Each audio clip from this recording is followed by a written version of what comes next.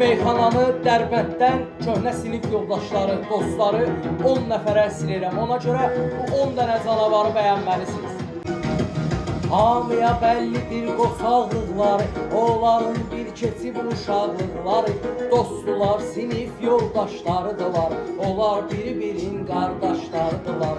Bir-birinə təkan olan 10 nəfərdir, İsifdi Artur bir də el sevərdi. Qalib elə oğlandı danılmaz, eldar olan yerdə problem olmaz. Ruslan ürəyimizdi bizim birbaşa, Zaləttin Arsen yaşa qardeş yaşa.